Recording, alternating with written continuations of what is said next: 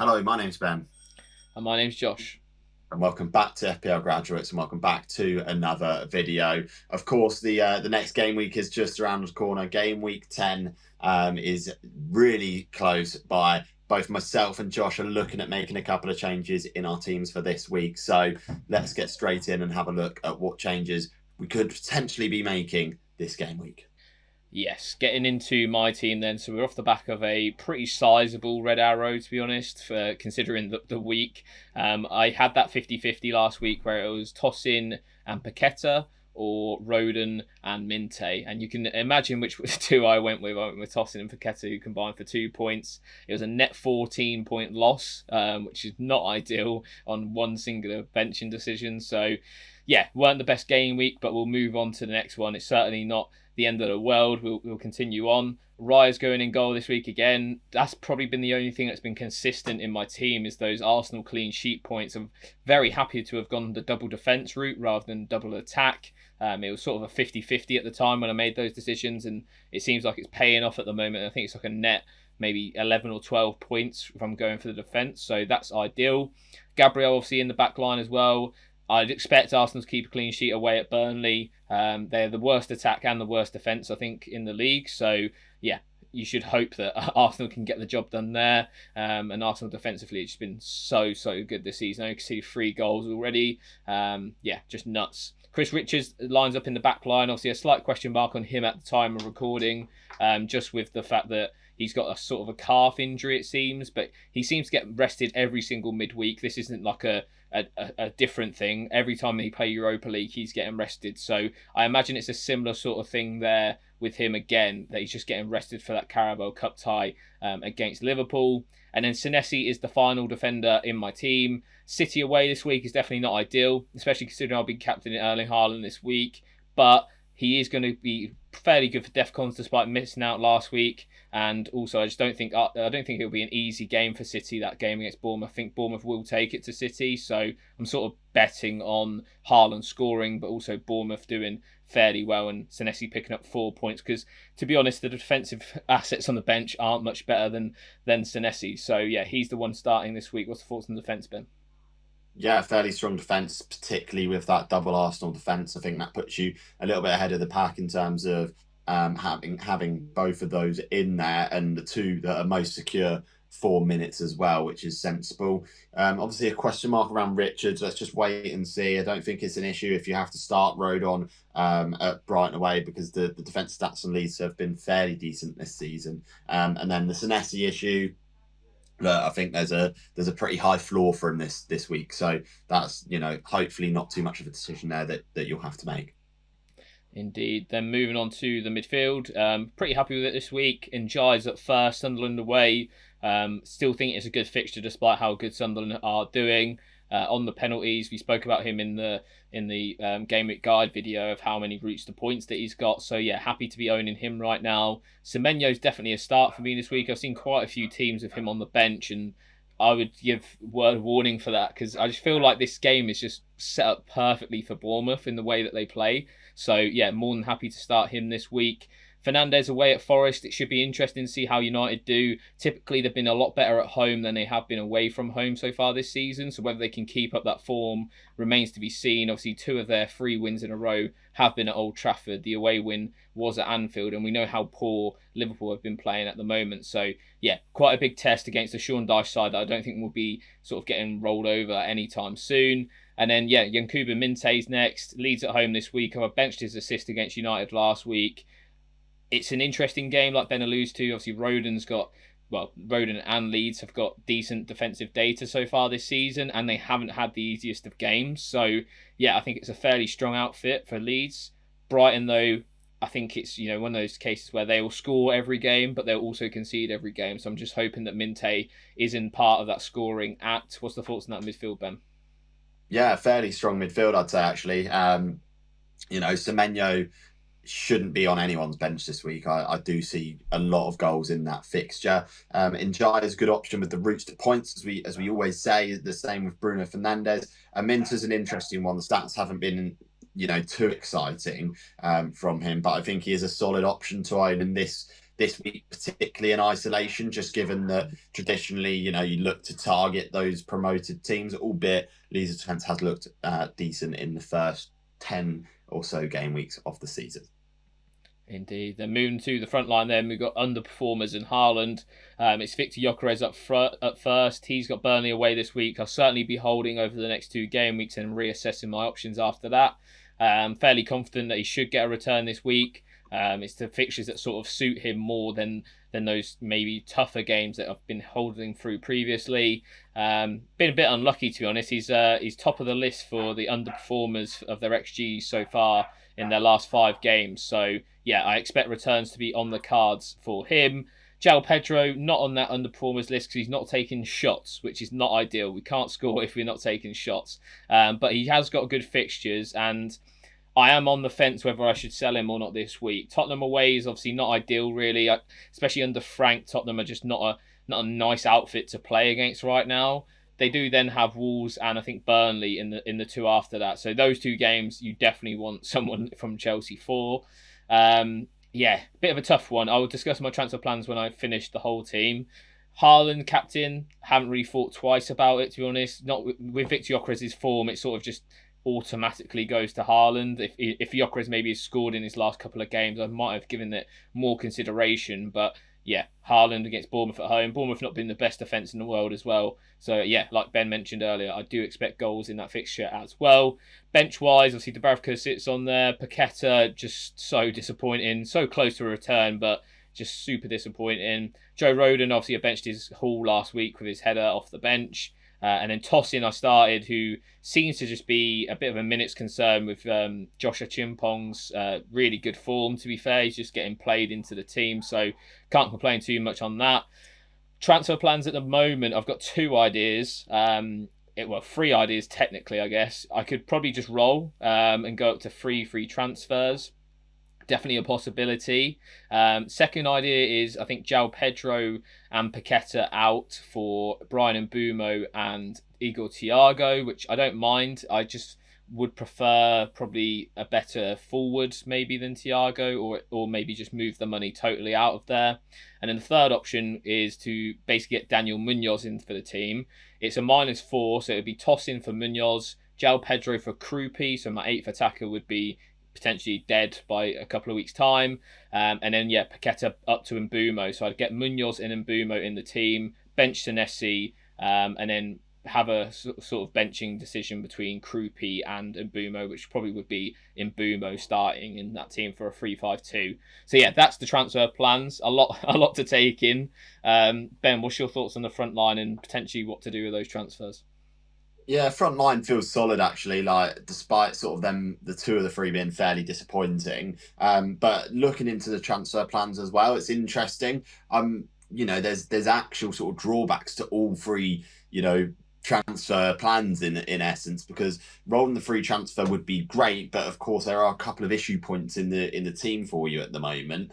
The 2 free transfers, João Pedro out, and sort of bringing in potentially Mbeumo would be great, but there's an element of risk there with double Manchester United midfield. And then with the -4, not the biggest fan of taking a -4 and one of those transfers being someone who may not even play this week. So yeah, I think for myself, I've been leaning more towards the 2 free transfers or the rolling of the free transfer just to sort of stay risk adverse. So yeah, for me, I'd be looking at one of those 2 options, but it's a really difficult one because there isn't sort of a standout transfer sort of plan, or anyone really standout that you need to be getting out or bringing in this week.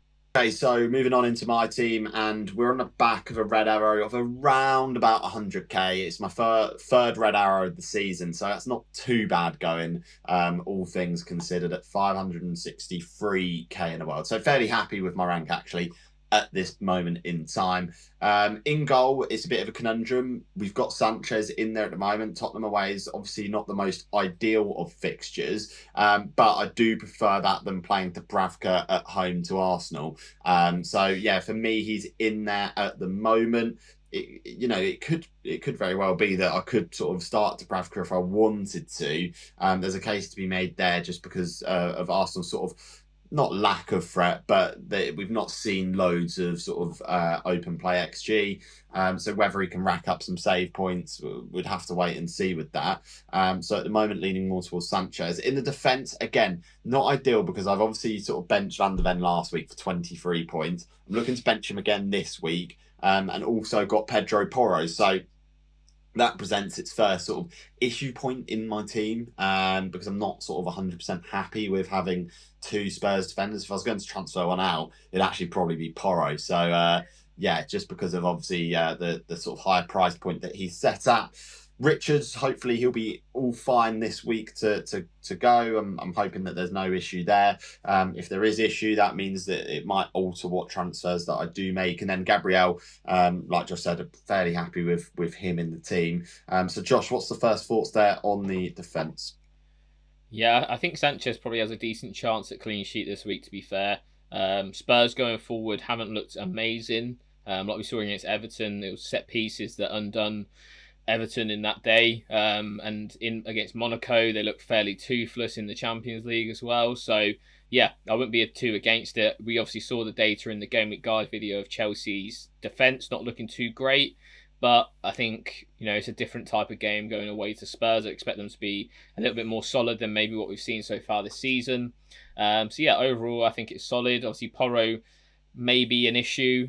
Chelsea at home, I don't know. Like it's one of those where you can see him potentially either doing well or not. It does offer you a nice sort of exit to almost any defender though, which is also a bonus in terms of maybe like a Munoz or something like that. Okay, so moving on into the midfield, and we're the same position as Josh. Definitely starting Semenyo this week. Jeremy Pino brought in a couple of weeks ago. Not seen too many points from him, but hopeful that we'll see something in the next few game weeks. Remember, I've still got that wild card and free hit in hand, so he was one that I sort of was willing to take a little bit of a risk on because at that point I wasn't able to get to Ismail Assar.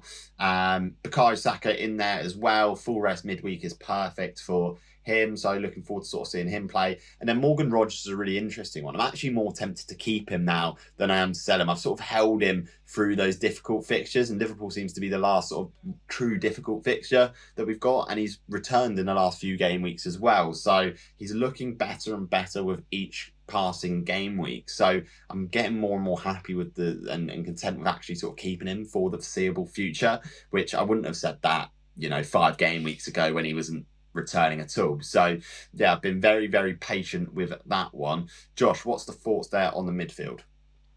Yeah, some nice differentials in there. I think Pino is an interesting one. It wouldn't shock me if he outperforms Sarr in the next couple of weeks.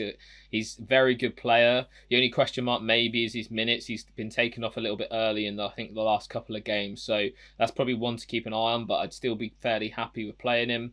Saka, obviously, potential captaincy option this week looks really good. And then, yeah, I agree with what you're saying about Rodgers. And to be quite honest, that Liverpool away game is just not a hard fixture right now from an attacking point of view.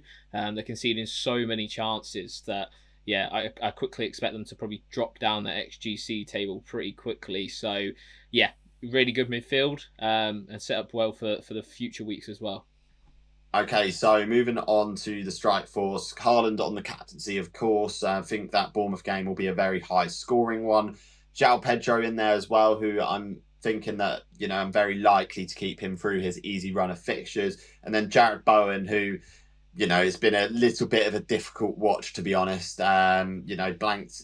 So I brought him in 2 game weeks ago, blanked in the first week, and a really late 5-point return against Leeds, which is not ideal at all. And then on the bench, Dubravka, Reinders, Van de Ven, Esteve. So you can see the problem points really in the team in terms of I've got 2 free transfers to look at using.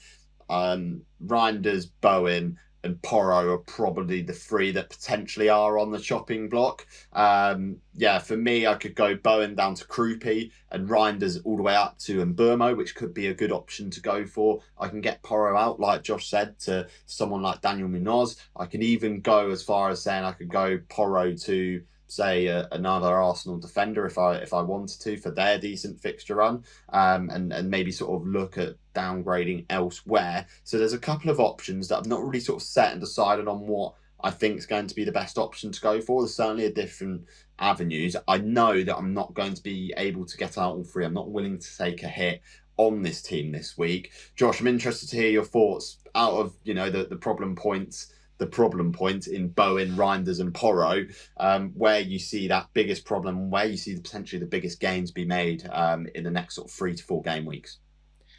Yeah, I think, to be honest, I think the defensive one is probably where you're going to see most gains. Whether you go Arsenal or Munoz, I think either or, you'll see some decent returns there with the fixtures that they've got. Jared Bowen is an interesting one. I feel like that West Ham team is so close to being good, but they're just not like this. It's just not ideal. So, yeah, it wouldn't be a bad idea to sell him this week. Newcastle at home is a tough fixture. Bowen will return like throughout the weeks, but I just don't think it will be as big as maybe the likes of Mateta maybe, or someone like that who's got good fixtures coming. Reinders an interesting one. Obviously, City. They face, I think, Liverpool next week, but then after that, the fixtures do get a little bit nicer. So it's whether you want to chance it. The issue with that is that they've got so many options back from injury now that I think you'll see him play a bit deeper. But you could probably get away with playing the midfielders that you've got, and then if you've changed Bowen out, you've got a different forward there as well. So yeah, it's a tough one. I think with your situation, obviously, you could go either way. It's just whether I think you just need to pick what forward or midfielder you want the most, and then sort of base your decisions around that. Okay, then so that wraps up our Game Week 10 team reveals. Mental how we're 10 game weeks gone already. It seems to be flying by. Hopefully we can get a green arrow this week. Obviously red arrows for both of us last game week, but nothing too much to worry about. If your rank is like 5 million, 8 million, maybe 8 million is a bit far, but yeah, if you're still inside the top 5 million, you've got nothing to worry about. Just keep chipping away. There's lots of gains to be made. We've got a whole host of new chips to come as well in the second half of this season, and I'm sure not all of you have used them all yet. So yeah, I think it's going to be a good few weeks on the cards.